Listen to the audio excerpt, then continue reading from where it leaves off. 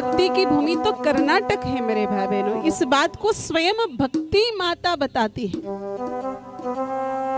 भागवत जी के श्रीमद् भागवत महापुराण के प्रथम अध्याय में ही स्वयं भक्ति माता कहती कि मेरा जन्म द्रविड़ देश में होता है। मैं कर्नाटक में आकर के पलती हूँ, बढ़ती हूँ।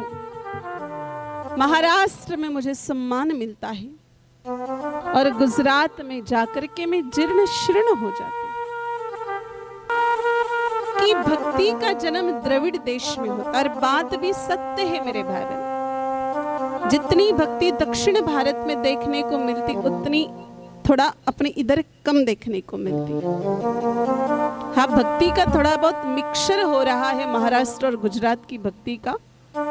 लेकिन जैसे हम कर्नाटक में चले जाए, कर्नाटक की माताएं सुबह उठते ही सबसे पहले स्नान करती है और स्नान करने के बाद आंगन बुहारने के बाद, झाड़ू लगाने के बाद रंगोली बनाती है। वहां प्रतिदिन रंगोली बनती है। अपनी यहाँ की माताएं भी रेगुलर रंगोली बनाती है। फिर थोड़ा ऊपर आ जाओ महाराष्ट्र में।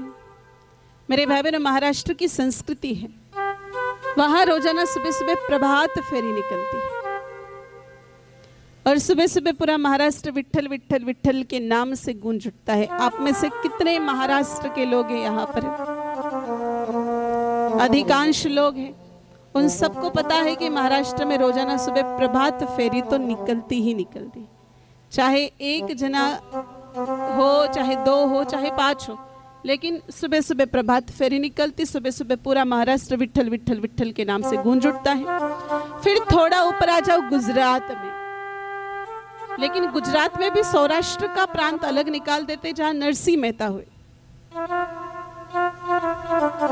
लोगों का यूं मानना है मेरे भाई बहनों कि गुजरात में भक्ति बहुत ज्यादा है, लेकिन ये सोच उनकी गलत है। गुजरात जहां माया बहुत ज्यादा है, धन बहुत है गुजरात में, और मेरे भाई बहनों माया का प्रभाव भी गुजरात में ज्यादा है। तो मेरे भाई बहनों, भोग भूमि है गुजरात और भक्ति की भूमि है कर्नाटक।